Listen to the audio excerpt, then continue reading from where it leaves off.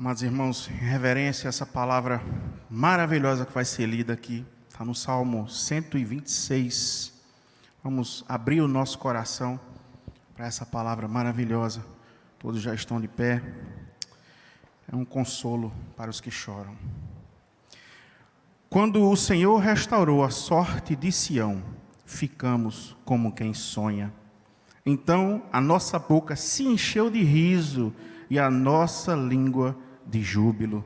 Então, entre as nações se dizia: grandes coisas o Senhor tem feito por eles.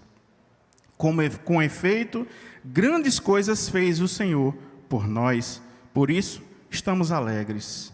Restaura, Senhor, a nossa sorte, como as torrentes do Neguebe.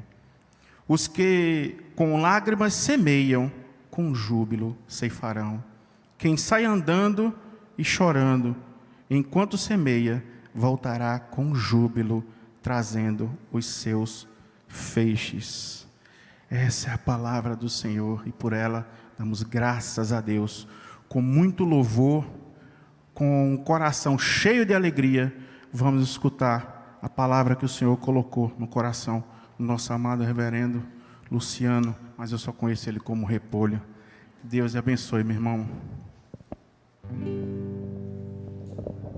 Me derramar, dizer que te amo. Me derramar, dizer te preciso. Me derramar, dizer que sou grato. Me derramar, dizer que és formoso. Me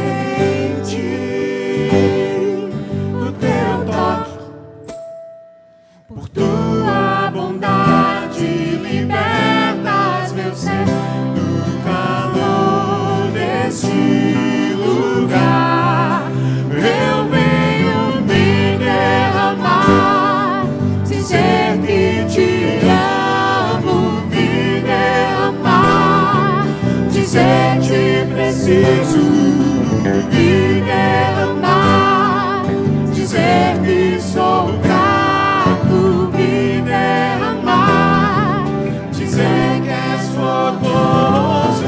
Me derramar, dizer que te amo. Me derramar, dizer te preciso. Me derramar, dizer que sou grato.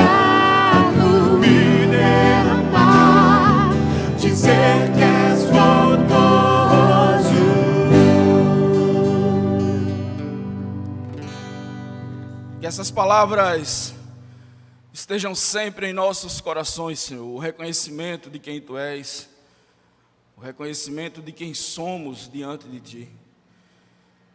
E assim eu quero entregar ao Senhor esse tempo de ministração da Tua palavra. Continua falando aos nossos corações, continua se manifestando da maneira que o Senhor quiser, porque a honra, a glória é sua, a palavra é sua, a ordem é sua, a ministração é sua. Que ao final desse tempo haja edificação na tua igreja, mas que acima de tudo haja a glorificação do seu nome. Essa é a nossa oração e nós a fazemos em nome do nosso único Senhor e suficiente Salvador Jesus Cristo. E se você concorda com isso, diga amém. Amém. Amém. Glória a Deus. Pode sentar. Uma alegria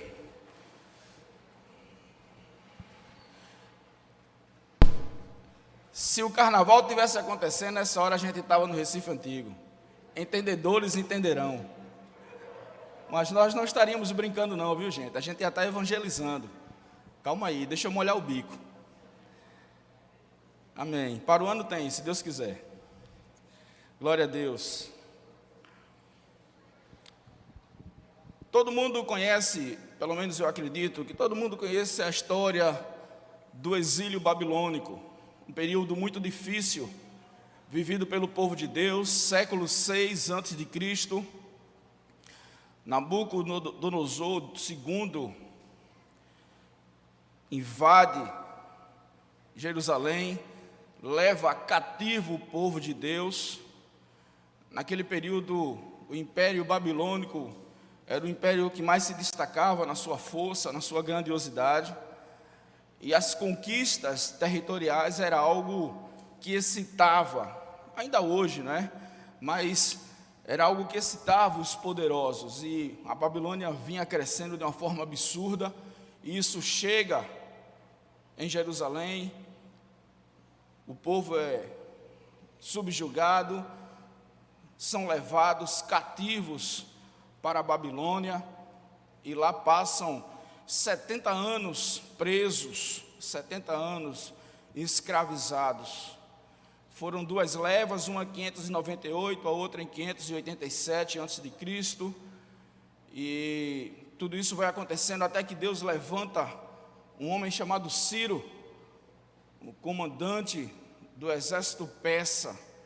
Você pode achar essa profecia, foi uma profecia de Jeremias, e Neemias escreve sobre ela, Neemias capítulo 1, verso 1, se você ler, você vai ver lá, Neemias relatando isso. E o Senhor levanta Ciro, e Ciro agora conquista novamente o território, ele conquista a Babilônia, derrota o rei Nabucodonosor. E Ciro trazia consigo um conceito muito especial. Ele dizia que todos os povos, eles precisavam ser respeitados quanto à sua cultura e à sua religião, independente se isso era de acordo com aquilo que ele pensava.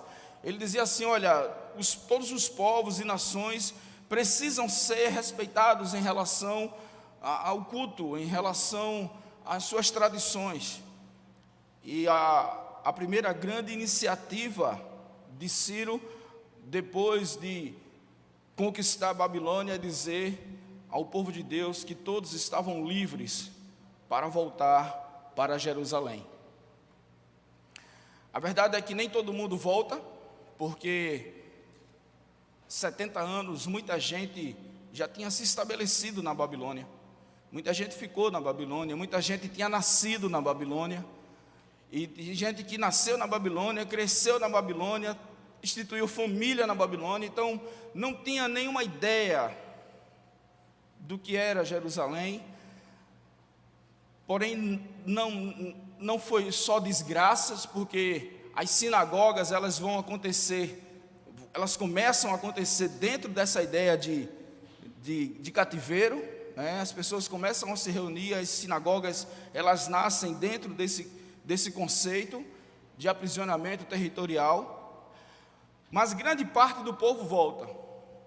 As pessoas queriam estar de volta em casa, e eles vão voltar, vão restaurar os muros da cidade.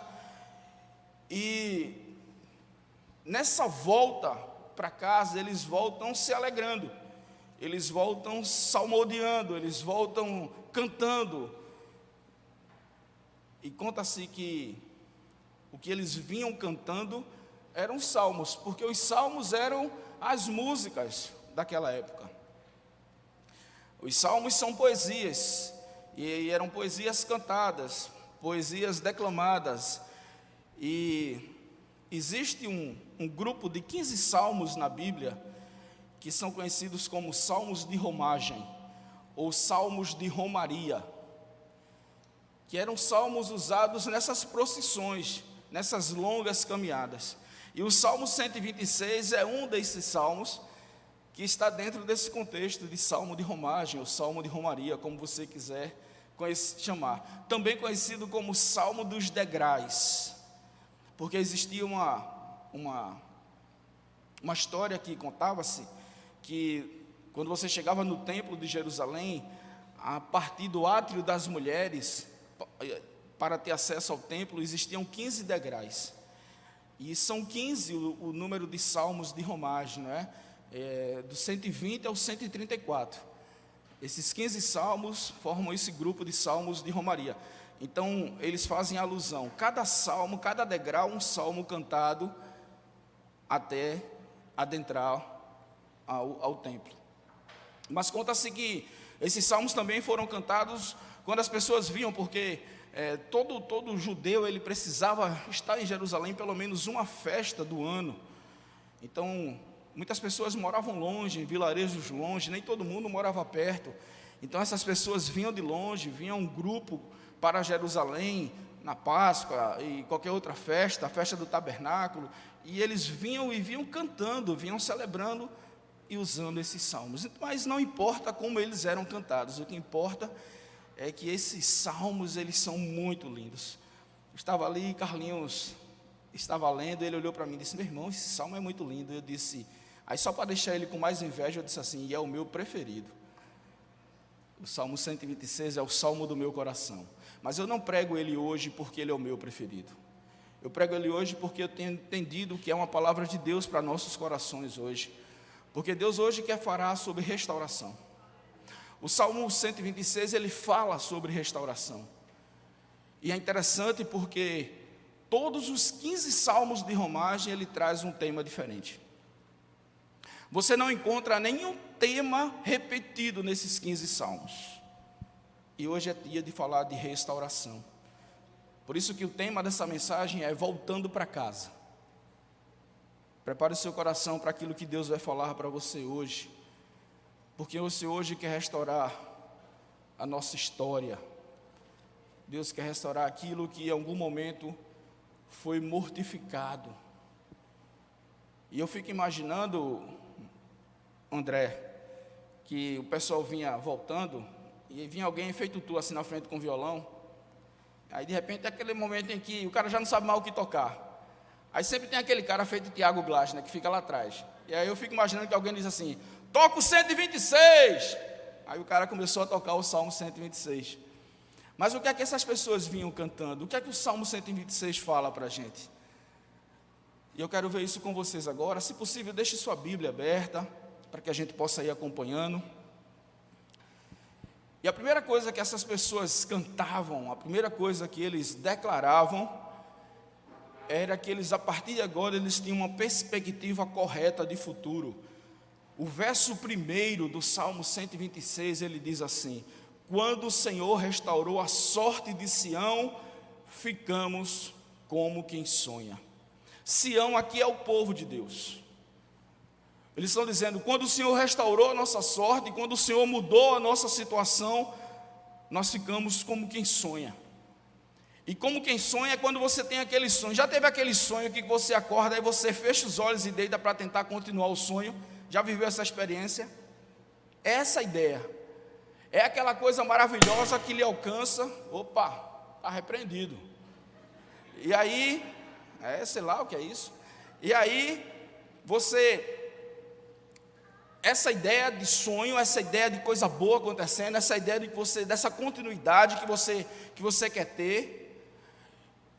E o povo agora canta sobre uma perspectiva correta do futuro.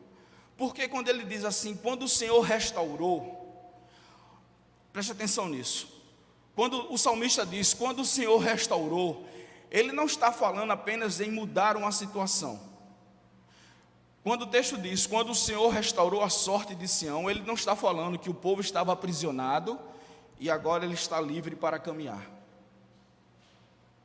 Restaurar a sorte é quando você tem uma perspectiva correta do seu futuro. Isso aqui não significa apenas a alegria de quem tinha saído do cativeiro. Sabe por quê? Porque tem muita gente que já se libertou do passado, mas ainda não tem uma perspectiva correta do futuro. Deixa eu repetir isso. Tem gente que já se libertou do passado, mas não tem uma perspectiva correta do futuro. Tem pessoas que não sabem qual é o verdadeiro propósito do cristianismo. E se contentam porque se libertaram da Babilônia. Mas ainda não entenderam que o seu lugar é Canaã, é terra prometida. Então, quando o povo diz, quando o Senhor restaurou a nossa sorte, nós ficamos como quem sonha, essa ideia, eu não quero perder essa sensibilidade de entender que eu tenho um lugar para onde ir. E não é um lugar físico, é um lugar eterno em nome de Jesus. Meus irmãos, nós precisamos criar uma perspectiva correta do nosso futuro. Nós precisamos entender para onde é que a gente vai. Isso precisa ser latente em nossos corações. Uma das coisas que mais me assusta é crente com medo de morrer. Não significa que eu queira logo. Eu não estou com pressa, não. Mas se eu morrer, eu sei para onde eu vou. E você? É essa perspectiva que nós precisamos ter. Paulo, escrevendo aos Filipenses, no capítulo 4, um texto bem conhecido. Filipenses capítulo 4, a gente lembra logo do 13, tudo posso naquele que me fortalece. Mas o capítulo 4, a partir do verso 10, o apóstolo escreveu assim: alegrei-me sobremaneira no Senhor, porque agora, uma vez mais, renovastes a meu favor o vosso cuidado. Ele está se alegrando porque a igreja de Filipenses deu uma oferta para ele. Aí ele vai dizer assim: o qual também já tinhais antes, mas vos faltava oportunidade. A igreja já queria ter ajudado. Aí no verso 11 Paulo diz: eu digo isso não por causa da pobreza. Eu estou dizendo a você, igreja de Filipenses, que eu me alegro com a oferta que vocês estão me dando, não é porque eu sou pobre. Pega a visão de Paulo aí. Porque eu aprendi a viver contente em toda e qualquer situação. Tanto ser estar humilhado, como também ser honrado. De tudo e em todas as circunstâncias, já tenho experiência, tanto de fartura como de fome, assim de abundância como de escassez. Eu tudo posso naquele que me fortalece. Eu tudo posso naquele que me fortalece. Eu não posso nas circunstâncias, mas eu posso em Deus, porque o meu futuro está assegurado. E é isso que nós precisamos entender. Era isso que o povo cantava. E por isso que eles diziam: a gente fica como quem sonha, a gente fica com cara de bobo. A gente fica assim, sem querer acordar. Porém, não é isso que eles fazem. Porque a segunda coisa que esse povo canta, a segunda coisa que eles declaram é que eles estavam prontos para dar testemunho. Versos 2 e 3, acompanhem comigo aí, como diz o texto. Então a nossa boca se encheu de riso e a nossa língua de júbilo. Então entre as nações se dizia: grandes coisas o Senhor tem feito por eles. Com efeitos, grandes coisas o Senhor fez por nós e por isso estamos alegres. A partir do momento em que eu tenho uma perspectiva correta do futuro, o texto diz que a minha boca se enche de riso, diz que a nossa língua se enche de júbilo, nós louvamos, cantamos ao Senhor, e isso vai impactar na vida daqueles que estão ao nosso lado. As nações que o salmista se refere são aqueles que estão ao nosso redor, que não necessariamente é povo de Deus. Havia um testemunho tão grande aqui daquilo que Deus tinha feito na vida daquele povo, que os povos vizinhos foram alcançados, impactados. E o salmista diz: entre as nações se diziam: grandes coisas fez o Senhor por eles. Era algo tão forte que as pessoas olhavam para o povo de Deus e diziam assim: tem um mistério aí nesse negócio. Tem alguma coisa acontecendo com esse povo que não é possível. E aí dá a impressão de que o testemunho era que eles viviam rindo, que eles viviam cantando. Não. Em outras oportunidades aqui já preguei sobre isso, que o testemunho que Deus nos chama a dar não é simplesmente contar aquilo que Ele fez na sua vida. Isso é bacana. Mas o testemunho é uma ação de Deus que leva o outro a viver aquilo que você viveu. Esse é o testemunho que Deus espera por nós. Quando Jesus estava para ascender os céus, Atos capítulo 1, verso 8, ele disse: mas recebereis poder ao descer sobre vós o Espírito Santo e sereis as minhas testemunhas. Em outras palavras, vocês vão fazer tudo aquilo que eu fazia. Então, dar testemunho não é simplesmente rir. E olhe que você pode alcançar alguém rindo, porque Deus é Deus e Ele faz do jeito que Ele quiser. Mas o testemunho vai além. São atitudes, são ações. O povo ria, o povo cantava, porque eles já tinham uma perspectiva correta do futuro, e isso animava aquele povo, mas levava aquele povo a agir.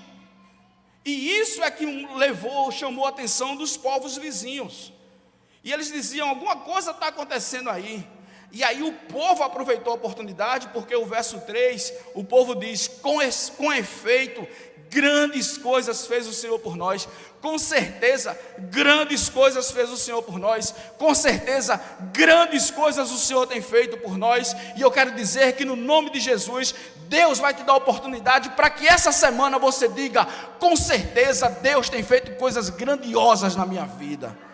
Não perca a oportunidade que Deus vai te dar. Crie uma perspectiva correta do seu futuro. Receba aí, Carlinhos, em nome de Jesus. Crie uma perspectiva correta do seu futuro. E você vai ver as oportunidades que Deus vai te dar. Sabe por que Deus não tem te dado oportunidade muitas vezes? Porque Ele sabe que se der você não aproveita. Porque você não tem a perspectiva correta do futuro. Mas quando os seus olhos estiverem no alto, Ele vai dizer: tome, tome, e vai abrir portas. E pessoas serão alcançadas para a glória do nome do Senhor através da sua vida. Grandes coisas o Senhor tem feito por nós. Com certeza, Ele tem feito sim. Então o povo muda a perspectiva do futuro, o povo dá um testemunho, mas o povo também continuava depositando em Deus a sua confiança e a sua dependência. Vamos ler o verso 4, veja o que ele diz: restaura, Senhor, a nossa sorte como as torrentes no Neguebe. Mudar a minha perspectiva, dar um testemunho não é suficiente. Eu não posso me contentar com isso. Eu não posso achar que isso é suficiente para alegrar o coração de Deus. Quando o salmista diz restaura, ele está dizendo: continue fazendo o que o Senhor tem para fazer. Vamos combinar aqui. De vez em quando dá vontade do cara dar uma descansada, né? Dá ou não dá? Dá. Mas tem um negócio no Evangelho que eu chamo da matemática de Cristo. É que o negócio trabalha o contrário. Quanto mais você buscar dele, mais coisa ele vai dar para você fazer. Eita, receberam aqui, ó. Patrícia recebeu aqui. Quanto mais próximo de Deus, mais aperfeiçoado você fica. E quanto mais aperfeiçoado, mais coisa Ele dá para você fazer. E coisa para você fazer não é encher você de serviço, porque Ele não está chamando você para o serviço. Ele está chamando você para a relação. Já falei isso aqui várias vezes, e vocês vão me ouvir, continuar me ouvindo falar sobre isso, porque eu repito mesmo. Ele nos chamou para a relação. Só que a partir do momento em que eu me relaciono, inclusive Nazi está ali, ele me mandou uma pergunta, eu respondi: meu irmão, me perdoa, eu demorei para te responder, te amo. E ele me perguntou mais ou menos sobre isso, sobre essa graça. Quando eu me envolvo com ela, naturalmente eu sou levado ao serviço. Então, quanto mais você se envolve com o Senhor, quanto mais você é envolvido pelo Espírito, quanto mais você desenvolve essa intimidade com Ele, mais Ele vai te revelando coisas, e a Bíblia, a letra começa a saltar, e você começa a ter sensibilidade para as coisas, e você começa a ministrar na vida dos outros. É assim que acontece. E o povo sabia que algo precisava continuar, que as coisas precisavam continuar a ser feitas. Ele diz: restaura. Essa restauração é a primeira coisa que me chama a atenção nesse verso 4. Indica que o processo não terminou. Restaura. Quando você tiver a oportunidade de pregar para alguém, de levar alguém a Jesus, de orar por alguém, de abençoar a vida de uma pessoa, não se contente com isso. Agradeça a Deus e diga: restaure, continue me restaurando, porque não é o fato de levar alguém para Cristo que me faz melhor.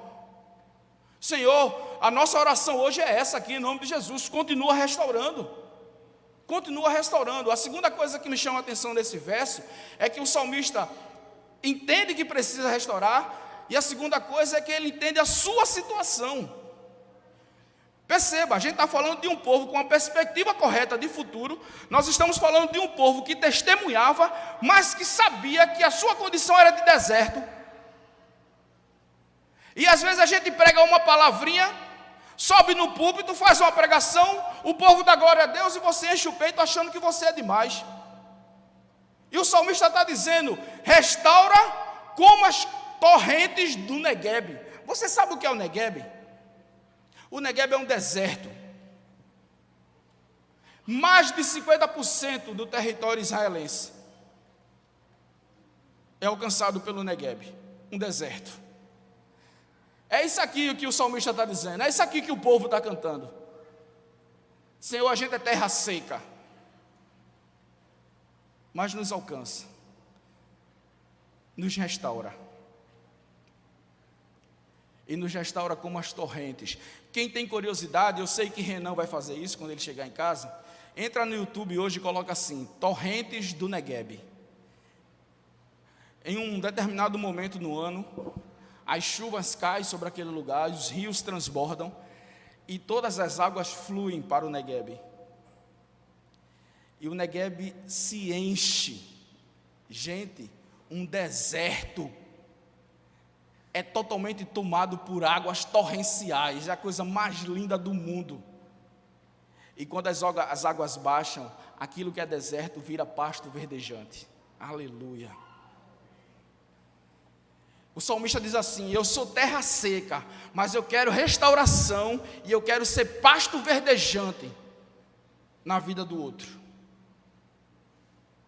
Porque não é o fato dele ser terra seca, não é o fato dele ter dificuldade que ele vai se acomodar com isso. Ele diz assim: Senhor, eu tenho dificuldade, eu sou terra seca, eu tenho medo, eu tenho fragilidade, eu não sei de tudo, não conheço a Bíblia toda, não faço coisas extraordinárias, não tenho um ministério grandioso, tenho apenas 10 seguidores no Instagram, miadinho, mas eu não quero ser terra seca.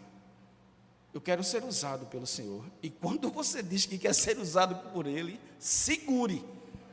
Não diga a Deus que quer ser usado por Ele, porque Ele brinca não, viu? Ele dá valendo.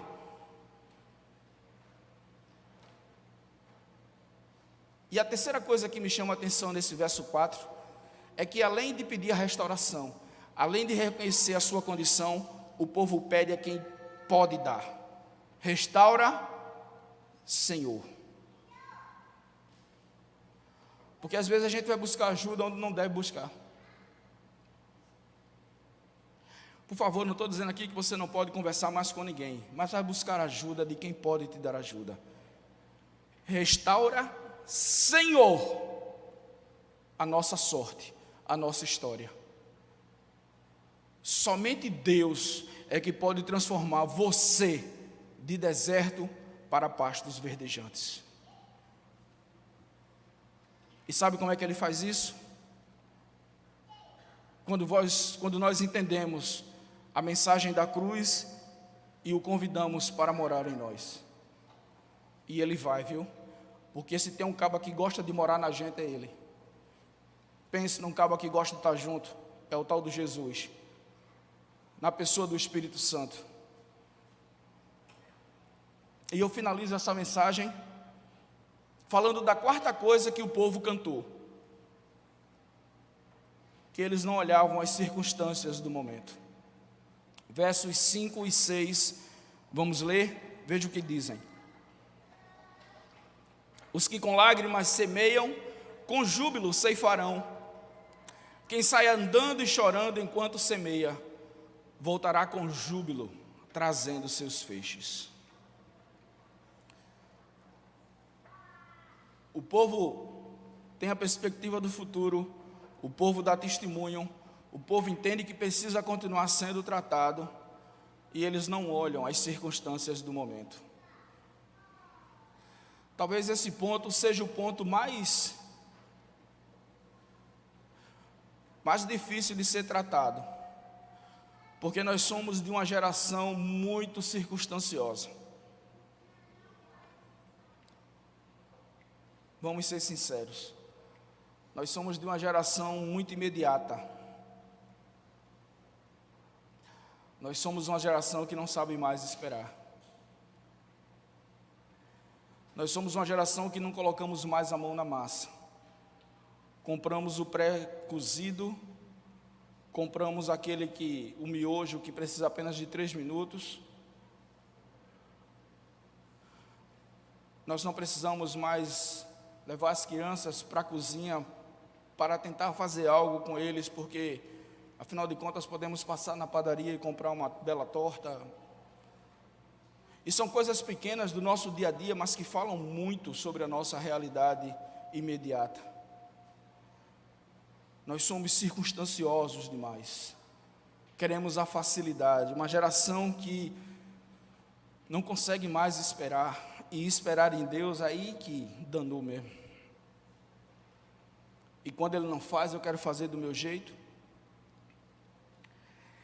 E a gente investe na obra muita vontade, como se vontade valesse alguma coisa no reino. Deus nos chamou para a boa vontade. Deus nos chamou para a obediência. E não pense que é fácil estar dizendo isso aqui a você, porque essa palavra entra no meu coração.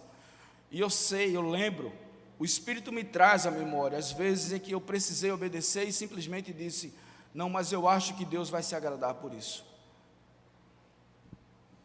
Deus não nos chamou para a gente fazer aquilo que a gente acha. Deus nos chamou para obedecê-lo.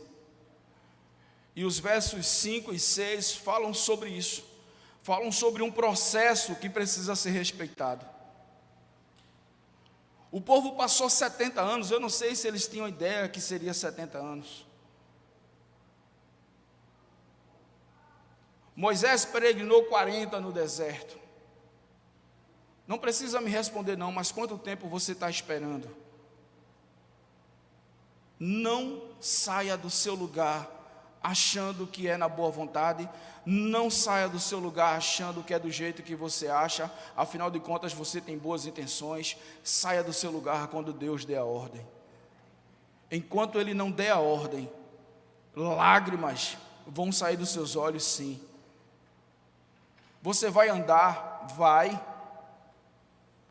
chorar muito, é tratamento, é processo, e dói. E sabe por que dói? Sabe por que demanda tempo? Porque o nosso Deus não é imediato. Dê um glória a Deus aí. O nosso Deus é eterno. O nosso Deus, Ele trabalha de acordo com o caráter dEle. E o caráter de Deus é um caráter eterno. O caráter de Deus não é imediato. Deus não é McDonald's.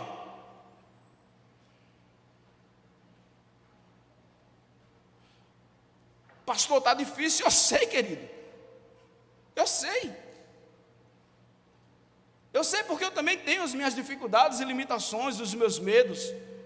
Eu sei disso, todo mundo tem. Os que com lágrimas semeiam, com júbilo vão ceifar. E a ceifa às vezes não é algo nessa terra. A ceifa às vezes não tem a ver com você. Eita, tá difícil hoje, né? A palavra está meio dura hoje. Mas às vezes Deus quer te usar para o próximo, porque você não é para você. Você não está sendo trabalhado para você. Você está sendo trabalhado para abençoar o outro. Não passa por você, meu amor. Passa por ele para o outro. É relação. Daqui a pouco a gente vai celebrar a mesa. Nós vamos partir o pão. É a comunhão. É o compartilhar. Não venha para a mesa para encher a barriga. Mesa é para compartilhar. Mesa é você dizendo, eu estou aqui, meu irmão.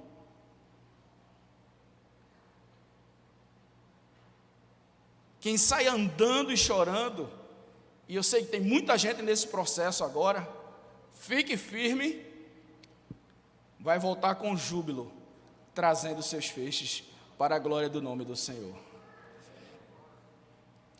Eu quero concluir lendo um texto do apóstolo Paulo que se encontra no livro aos Romanos, carta de Paulo aos Romanos, capítulo 5, eu quero ler os versos 3, 4 e 5, quando o apóstolo escreveu assim: e não somente isto, mas também nos gloriamos, preste atenção nisso aqui, preste atenção nessa palavra, não somente isto, mas também nos gloriamos nas próprias tribulações.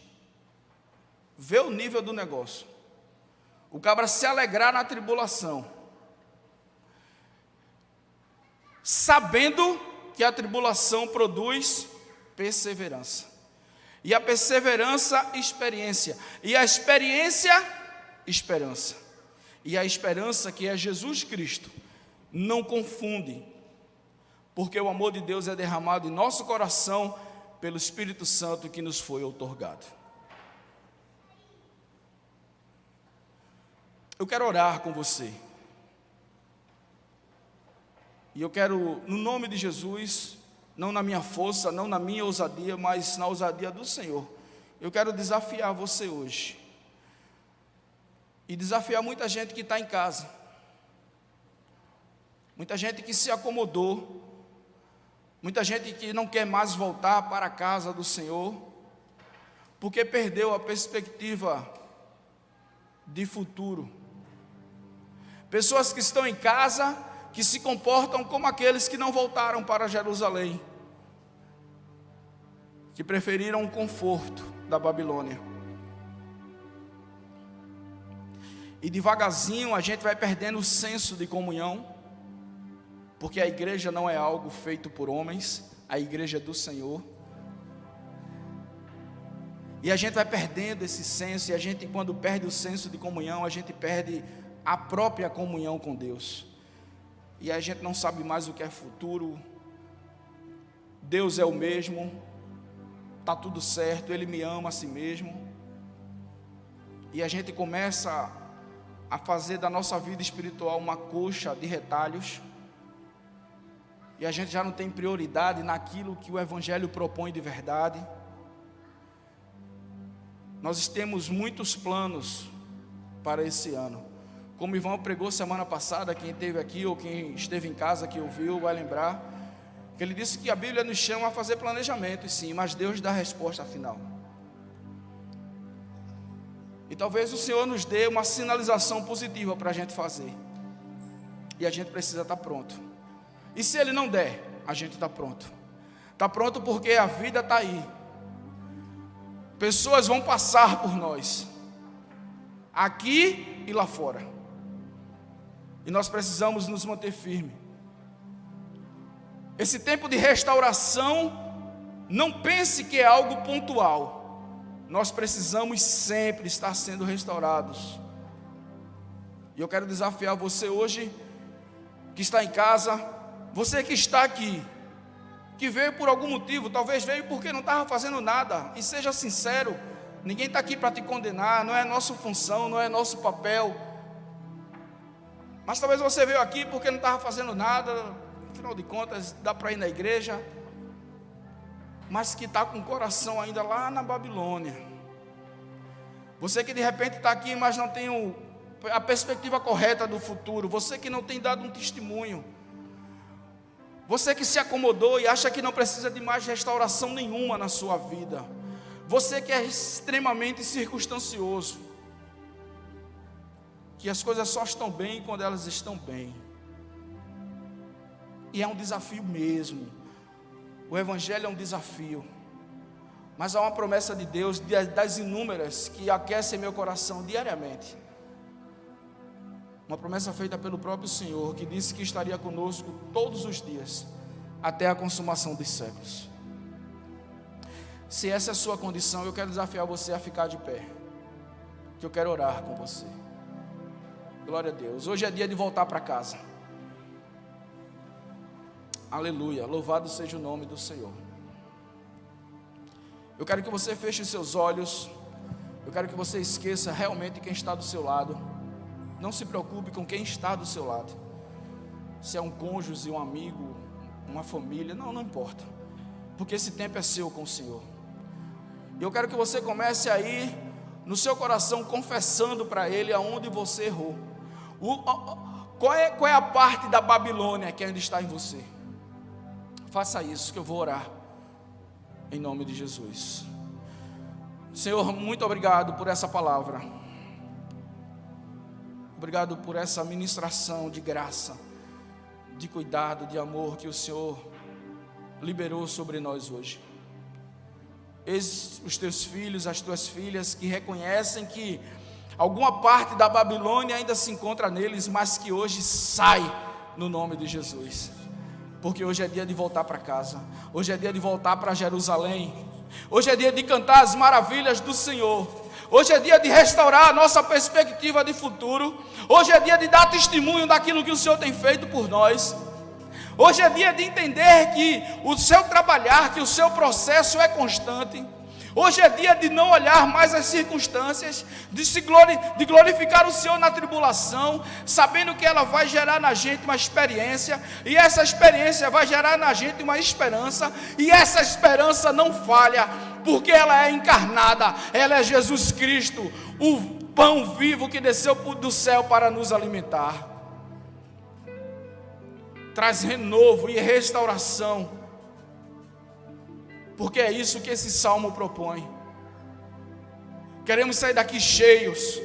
Queremos ver essa igreja cheia assim, de pessoas restauradas. Nós não queremos um número apenas, mas queremos uma igreja plena, transformada. Porque a igreja que faz diferença é a igreja curada. Nós não queremos ser uma igreja doente. Basta o tempo. Basta o tempo, Senhor, do vir por vir. Basta o tempo de estar aqui para cumprir uma tabela, um ritual de vir à igreja, porque eu fui criado assim. Nós queremos estar aqui porque nós entendemos a importância da comunhão contigo e da comunhão com o próximo. Nós queremos estar aqui para vivenciar a tua graça e a partir de então oferecer ao Senhor uma oferta e um serviço agradável, expandindo o teu reino aonde o Senhor nos chamar, quando o Senhor nos chamar, da forma que o Senhor nos chamar. Nos ajuda nisso. Não deixa a gente sozinho, porque sozinho não dá. Mas renova em nós a promessa da tua presença. Renova em nós. E que hoje haja plenitude, transformação. Que hoje haja bênção sendo derramada sobre cada vida que está de pé, aqui, em casa. Para aqueles que vão escutar essa mensagem algum dia essa semana. Para muitos que estão sentados aqui, que não se levantaram, mas que essa bênção também esteja alcançando todos eles. E nós assim oramos, Pai, em nome daquele que nos salvou e nos libertou, Jesus Cristo. Amém. E amém, que Deus nos abençoe. Vamos voltar para casa em nome de Jesus.